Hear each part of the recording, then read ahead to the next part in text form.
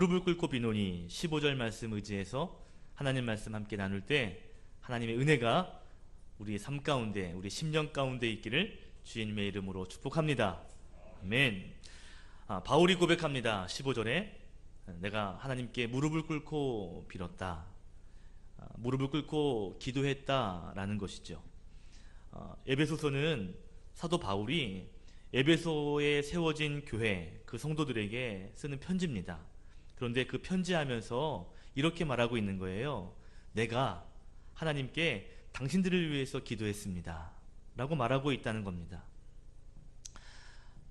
당시에 유대인들의 기도하는 습관이 있는데 유대인들은 서서 기도합니다. 그게 어떻게 보면 습관이에요. 예수님 때에도 사람들이 회당과 거리에서 서서 기도했다 그랬습니다. 그런데 오늘 성경에 보니까 바울은 오늘 무릎을 꿇고 기도했다라고 이야기합니다. 여기서 무릎을 꿇고 기도했다라는 걸 보면 사도 바울은 간절히 기도했다라는 것을 오늘 시사하고 있는 것이죠. 여러분도 간절히 기도한 적 있으시죠? 그리고 간절히 기도하고 계시죠? 우리가 간절하게 기도할 때가 있습니다. 그죠? 우리가 살다 보면 하나님께 간절히 구해야 할 때가 있는 것 같아요. 그리고 그 간절히 기도함을 통해서 문제가 해결되고 또 하나님을 더 깊이 알아가는 그러한 삶의 자리가 있는 것 같습니다. 간절히 기도할 때가 있는데요. 어제 저녁 식사를 하는데 가끔 이제 아이들에게 기도 누가 할래? 그러면 이제 자기가 기도할래요 이러거든요. 어제는 5살 현서가 기도를 한다 그래가지고 그럼 기도해봐라 그랬습니다. 그랬더니 기도 제목 중에 빠지지 않는 게 항상 2가지가 있는데 첫째는 뭐냐면 아빠 설교 잘하게 해주세요. 그게 기도의 제목입니다. 그리고 엄마는 설거지를 잘하게 해주세요. 그게 빠지지 않는 기도의 제목이에요. 처음에 아빠 설교 잘하게 해주세요라 기도하는데 감동이 있는 거예요. 제가 아빠가 목사인 줄 알고 기도가 중요함을 알고 설교가 중요함을 알고 기도해 주는구나. 감동이 좀 되더라고요. 근데 기도를 시킬 때마다 하는 말이 아빠는 설교 잘하게 해주세요, 엄마는 설거지 잘하게 해주세요. 그게 기계적으로 그렇게 기도를 하더라고요. 처음에는요 좋았는데 지금은 그 기도하면 그냥 뻔한 거예요. 기계적으로 오늘 그냥 하는 기도니까요. 내용은 좋은데 그런데 간절함은 없는 기도죠. 맞죠? 여러분, 우리가 때로는 기도하는데요, 기도의 내용보다 더 중요한 것이 있어요. 그것이 뭔가 하면 기도의 동기입니다. 왜 기도하는지, 기도의 이유, 이런 것이 때로는 기도의 내용보다 중요할 때가 있습니다. 기도는 유창하게 하는데 마음이 변변치 못하면요, 그건 아닌 것 같아요. 기도의 내용보다 때로는 먼저 생각되어야 할 것이 있는데 왜 기도하는가, 무엇 때문에 기도하는가 하는 그 기도의 동기, 기도의 이유가 굉장히 중요합니다. 자, 오늘 우리가 살펴본, 오늘 읽은 이 말씀은 사도 바울이 에베소 교회의 성도를 위해서 기도했다, 그리고 기도의 내용이 기록되어 있습니다. 근데 중요한 것은 그 기도의 내용을 살피기에 앞서서 바울이 간절하게 기도했다라고 하는 이 부분을 생각해야 한다는 것이죠. 왜 바울이 간절하게 기도해야만 했는가?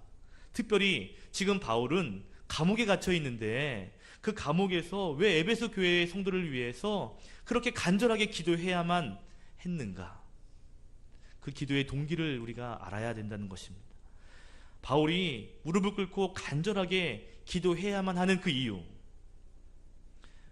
오늘 그 바울의 마음, 그 기도의 동기를 우리가 먼저 좀 생각해 보려고 하는 것이죠. 자, 이 바울과 이 에베소 교회와의 먼저 이 관계, 이 인연을 좀 살펴야 되는데, 사도 바울이 에베소 교회를 세운 이후에 3년 동안 그곳에서 말씀을 가르칩니다. 그러니까 3년 동안 함께 했다는 것이죠. 그런 후에 이제 바울이 다른 곳에 가서 전도를 하는데 유대인들이 기분 나쁜 거예요. 자꾸 바울의 이야기가 자꾸 이방인들을 향해서 전도해 가는 모습이 싫은 거죠. 그래서 그를 고발하고 결국 바울이 감옥에 갇히게 됩니다.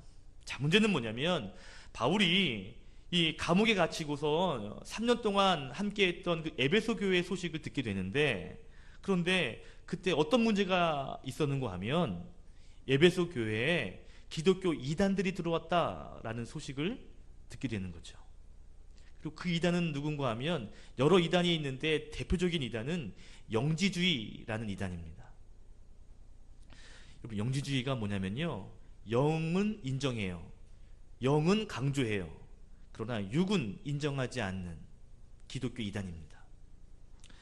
여러분, 영을 인정하다 보니까 방언이라든지 어떤 이런 영적인 은사는 굉장히 높이 평가합니다.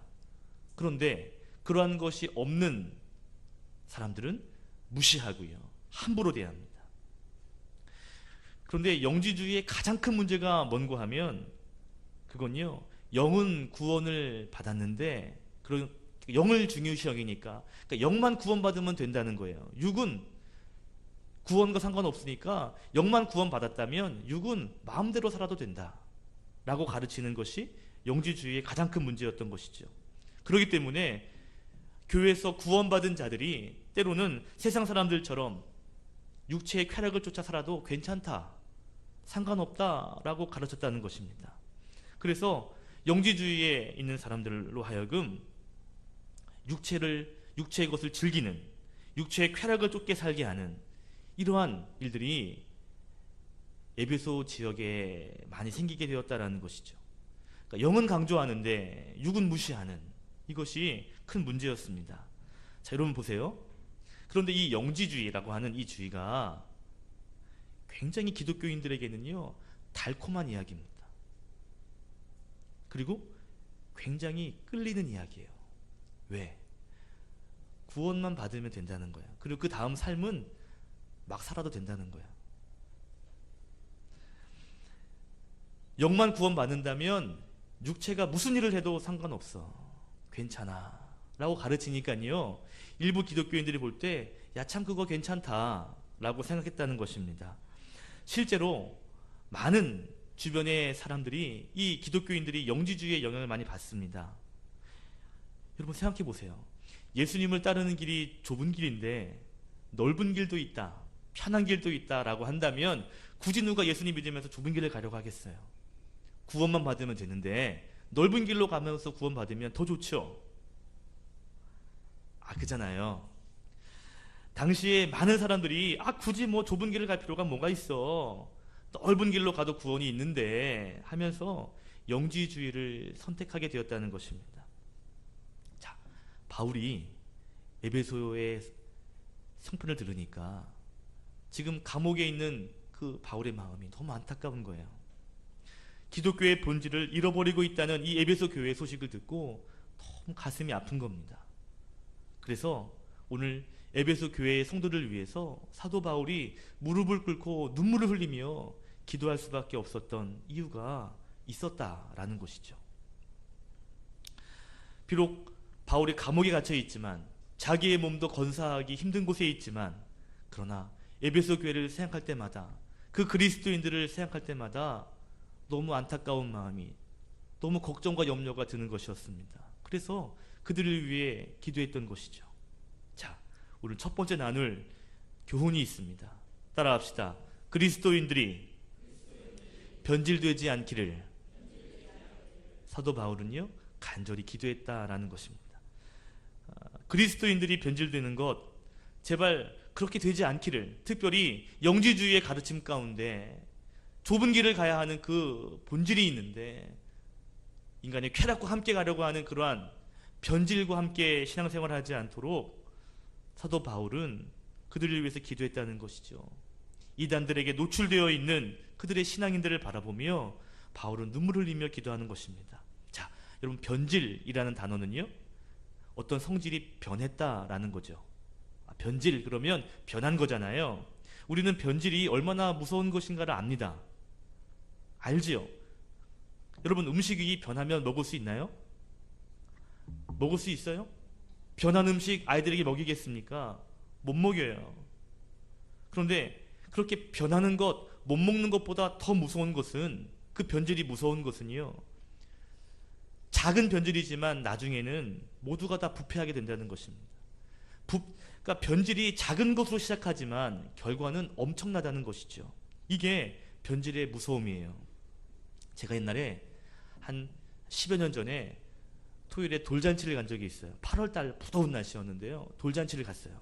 그래가지고 그때는 결혼 전이니까 아유 전도사님 혼자 사는데 가지고 떡도 주고 음식도 막 이렇게 남은 걸 주신 거예요. 그래가지고 이렇게 보따리를 들고 이제 왔는데 함께 했던 식구들이 있어서 이제 차에다 못 두고 뒤 트렁크에 넣는 겁니다. 그리고 까먹은 거예요. 그러니까 음식을 떡, 뭐 잡채 이런 음식도 있잖아요. 그런 음식들을 트렁크에 놔두고요. 한여름에 방치시킨 거예요. 한 2, 3주가 된 것 같습니다. 차에서 냄새가 나는 것 같은 거예요. 이상하다. 이게 뭐가 있는데 이상하다. 엔진에서 냄새가 나는 건지, 뭐 차가 고장난 건지 이상한 거예요. 나중에 트렁크를 여니까요. 상상에 맡기겠습니다. 결국 다 버려야 되는데 그 안에 트렁크 뒤를 다 청소해야 했어요. 자, 여러분, 사도 바울이 지금 에베소에 있는 그리스도인들의 변질을 염려하고 있는 것이죠. 왜요? 변질되면 결국 부패하게 되고요. 결국에는 하나님께 버림받을 수도 있다는 것에 대한 걱정이 바울에게 있었다라는 것입니다. 그래서 지금 바울은 감옥에 갇혀 있지만 그들을 위해 무릎 꿇고 기도할 수밖에 없었던 것이죠. 여러분, 이 그리스도인들의 변질, 이것이 참 굉장히 쉽게 퍼집니다. 아까 말씀드린 것처럼 이러한 이단의, 때로는 영지주의의 이러한 가르침이 굉장히 달콤한 유혹이거든요. 굉장히 마음에 들거든요. 여러분, 아까 바울이 에베소에서 3년을 머무는데요. 3년 머무는 가운데 고린도에 있는 교회에 편지를 쓴 적이 있습니다. 그게 고린도 전서와 고린도 후서거든요. 그런데 그때 이미 고린도 지역에는 이러한 변질의 모습들이 나타났습니다. 그래서 바울이 편지를 썼거든요. 그때 고린도 후서 11장 3절에 보니까 부패되면 안 된다 하며 간절하게 편지를 썼어요. 고린도 후서 11장 3절 말씀인데 우리 화면을 통해서 함께 읽겠습니다. 고린도 후서 11장 3절 시작. 뱀이 그 간계로 하와를 미혹한 것 같이 너의 마음이 그리스도를 향하는 진실함과 깨끗함에서 떠나 부패할까 두려워하노라. 바울이 말하는 거예요. 뱀이 하와와 아담을 미혹했던 것처럼, 그렇게 변질시켜가지고 결국 하나님을 떠나게 했던 것처럼, 그렇게 부패하는 것처럼 너희의 신앙이 부패될까봐, 너희의 신앙이 변질될까봐 나는 두렵다라고 이야기합니다. 그러면서 그렇게 속이는 자들, 그렇게 너희를 변질시키게 하는 자들을 조심해라 하면서 그 뒤에 11장 14절에 이렇게 말합니다. 같이 읽어볼게요. 시작. 이것은 이상한 일이 아니라 사단도 자기를 광명의 천사로, 너희를 속이려고 하는 그러한 이단들의 속임수, 그러한 잘못된 가르침이 너에게 다가오는 그런 것이 이상한 것이 아니라는 거예요. 그러면서 하는 말이, 사단이 우리를 유혹하려 할 때, 미혹하려 할 때 광명의 천사로 가장한다 그랬습니다. 굉장히 달콤하게 다가온다는 거예요. 천사처럼 다가온다는 것입니다. 그럼 바울은요, 먼저 이 고린도 교회의 변질을 봤어요. 고린도 교회 기독교인들이 어떻게 부패해 가는가를 봤단 말이에요. 그런데 몇 년 뒤에 감옥에 있는데 또 에베소 교회가 그런 일을 겪고 있다고 하니 바울이 기도할 수밖에 없는 것입니다. 에베소 교인들이 변질되면 안 되는데, 타락하면 안 되는데, 하나님 그들의 마음을 붙잡아 주세요. 하나님 변질되지 않게 해주세요 라고 바울은 간절히 기도합니다. 그 바울의 마음이 사실은 예수님의 마음이기도 합니다. 여러분, 사단은요, 우리를 넘어뜨리려는 목적을 가지고 있습니다. 하나님과 멀어지도록. 그 목적을 이루기 위해서 여러 가지 방법을 사용하는데, 그 가운데 하나가 뭐냐면 변질이에요. 슬쩍 조금만 변하게 하는 것입니다. 예수님 부인해라, 하나님 없다, 이걸 말하는 게 아니에요. 있지, 구원 받지. 그런데 요건 괜찮아. 요 정도는 괜찮은 거야. 조금 변질시킨다는 거예요. 마치 뱀이 아담과 하와를 유혹할 때에 모든 것을 부인한 것이 아니라 살짝 그 말씀을 뒤틀었던 것처럼, 하나님 말씀을 부인하는 것이 아니라 살짝 변질시키는 것처럼 사단이 역시 에베소 교회 성도들 향하여서 그렇게 변질시킨다는 것이지요. 그리고 그 변질의 결과로 아담과 하와 그 후손들이 엄청난 대가를 치르게 됩니다. 여러분, 사단이요, 우리로 하여금 조그맣게 변질을 시키게 하여서 결국에는 우리의 신앙을 무너지게 하고 교회 공동체를 넘어뜨리려는 그러한 계략을 가지고 있다는 것을 우리가 기억해야 한다는 것입니다.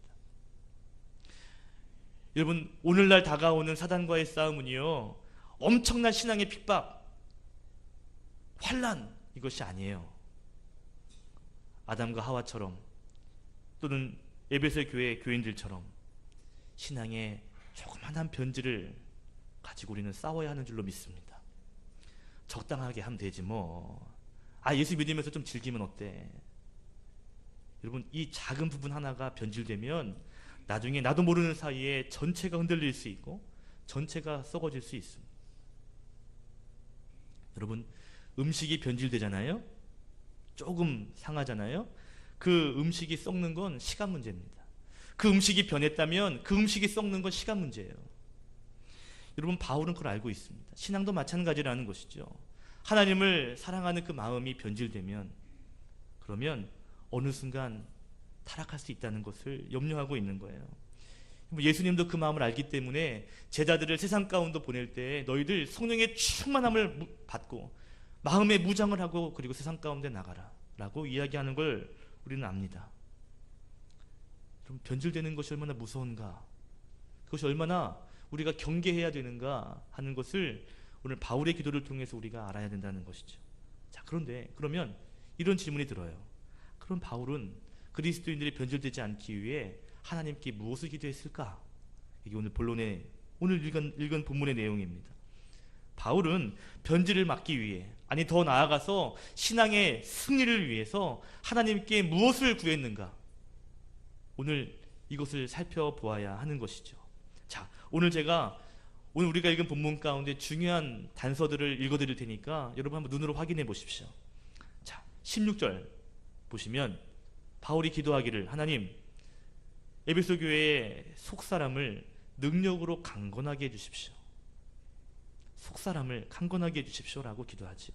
17절에 그 마음에 그리스도께서 너희의 마음에 계시도록, 18절 19절에 그리스도의 사랑에 뿌리 박히고 그리스도의 사랑을 알 수 있게 해주십시오 라고 기도하고 있습니다. 자, 중요한 단서가 뭔지 아시죠? 속사람, 그리고 그들의 마음, 그것을 위해서 기도했다라는 것입니다. 자, 보세요. 에베소서가 사도 바울이 에베소에 편지한 거라고 그랬죠?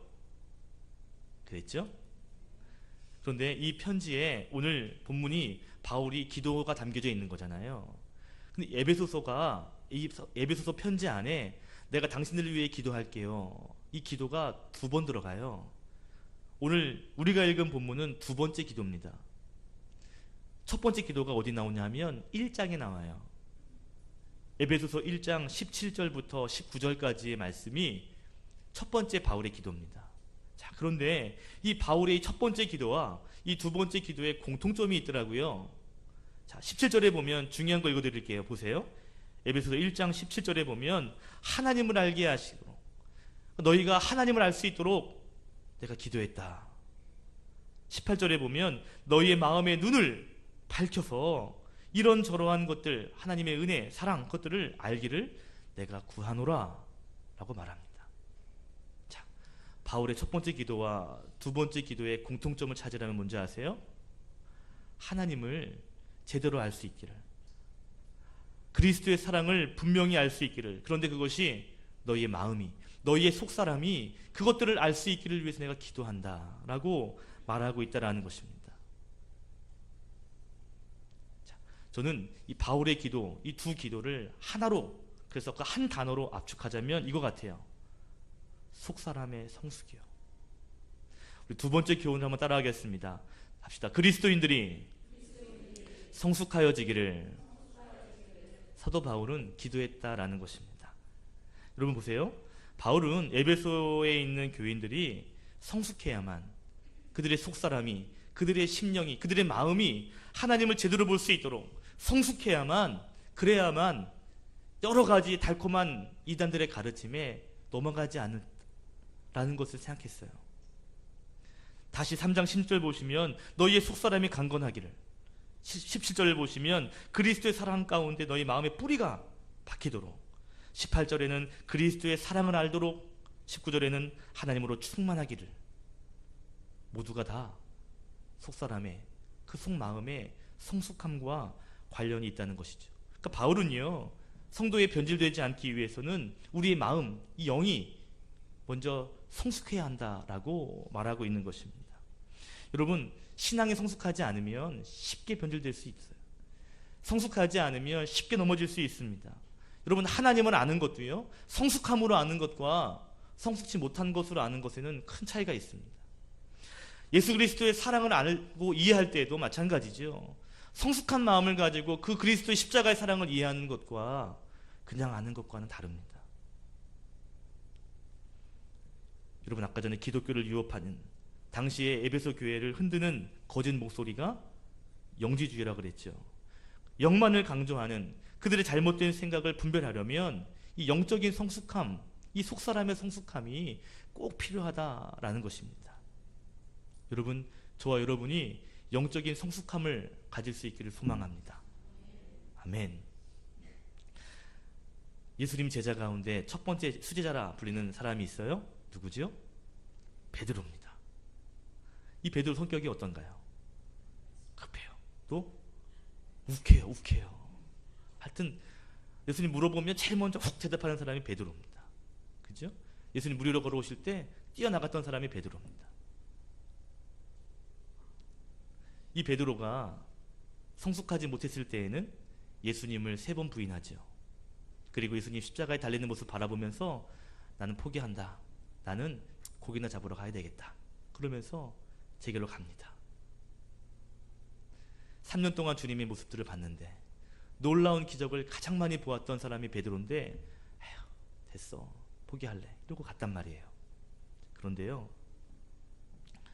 이 베드로가 부활의 주님을 만나요. 그죠? 찾아오셔서 너 나를 사랑하느냐? 베드로야, 내 양을 먹이라, 치라 부탁하십니다. 그리고 사도행전 2장에 보면 마가의 다락방에서 성령을 체험하게 되죠. 그리고 베드로가 달라집니다. 제가 참 성경을 말씀을 보다가 야, 참 베드로 대단하구나 하는 장면이 어딘가 하면 사도행전 2장을 보시면 베드로가 설교를 한번 하는데 그때 3,000명이 회개합니다. 여러분, 설교 안 해보셔서 모르겠죠? 설교를 딱 했는데 3,000명이 은혜를 받았어. 그래가지고요, 회개하고 주님께 돌아오는 일들은요, 야, 대단한 겁니다. 그죠? 그런데 그 베드로가 그랬다니까요. 자, 그런데요, 그 베드로가 그렇게 3,000명을 회개하는 설교를 하기 전 그 상황에 어떤 일이 있었는지 여러분 아십니까? 사도행전 2장을 보시면 그때 오순절에 성령의 충만함이 임하게 되죠. 성령을 체험하게 되잖아요. 그때 방언을 합니다. 은사가 나타나게 되죠. 그때 여러 가지 각 나라 방언을 하니까 주변의 사람들이 그 성령 받은 사람들에게 뭐라고 얘기하냐면, 여러분 사도행전 2장 13절이에요. 같이 읽겠습니다. 시작. 또 어떤 이들은 조롱하여 이르되 그들이 세술에 취하였다 하더라. 뭐 했다고요? 취하였다. 그런데 그 취하였다가 말하는 게 뭐예요? 조롱이에요. 조롱. 조롱이 뭔지 아시죠? 이야, 대단하다. 어떻게 저렇게 유창하게 방언을 하지? 야, 이 말이 아니에요. 저거 대낮부터 취했구만, 저거. 아주 무시했다는 얘기입니다. 그러니까 설교하기 바로, 여러분 그 13장이 이렇게 표현하고 14절부터 베드로가 사람들에게 설교를 시작해요. 그리고 40절에 가면까지 설교를 하고 41절에 보면 결국 3,000명이 회개했다라는 이야기가 나오는 거예요. 보세요. 베드로가 성령의 예수님 부활의 주님을 만났잖아요. 그리고 성령의 충만함을 받았잖아요. 근데 사람들은 조롱해요. 옛날에 베드로라면 이게 까불고 있어 쥐뿔도 모르면서 말이야. 이게 안 게 아니라 여러분 내 말 좀 들어보십시오. 그러면서요 그 뒤에 하나님 말씀을 쭉 이야기를 해요. 그랬더니 사람들이 그 말에 감동을 받고 3,000명이 회개한 거예요. 저는요 우리 베드로가 달라졌어요. 우리 베드로가 너무 달라진 거예요. 주님 만나고 성령을 체험한 뒤에 놀라운 은사가 나타나는데, 그런데 그 놀라운 변화 가운데 하나가 뭐냐면 그가 주님을 닮아가고 있다라는 것입니다. 그가 능력을 많이 받아가지고 말재주가 좋아가지고 3,000명을 변화시킨 것이 아니라 그가 주님을 닮아가는 모습으로 살아가고 있다는 것이죠. 그전에는 이런 성격도 있었고요, 이런 부족함도 있었던 베드로였는데, 근데 그가 주님을 닮아가도록, 그가 주님을 만나고 성령을 체험하면서 영적인 성숙함을 가지고 한 걸음 한 걸음 나아가더라는 거예요. 그랬더니 결국 하나님께 쓰임받는 귀한 제자가 되더라 하는 것입니다. 베드로가 영적인 능력만 가지고 그런 것이 아니라 사실 안에 영적인 성숙함이 함께 나타나게 되었다는 것이죠. 이 성숙의 변화를 통해서 결국 베드로는 주님의 일들을 감당하는 것입니다. 여러분, 우리가 세상 가운데 변질되지 않기 위해, 또 세상의 여러 가지 가치관과의 대립에서 승리하기 위한 비결 중에 하나는 영적으로 성숙해지는 것입니다. 할렐루야. 바울은 그것을 위해서 간절히 기도하고 있는 거예요.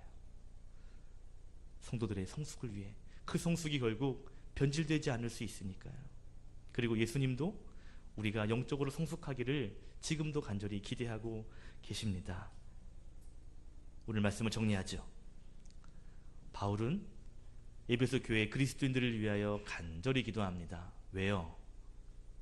그들의 신앙이 변질되지 않기를 위하여 기도합니다.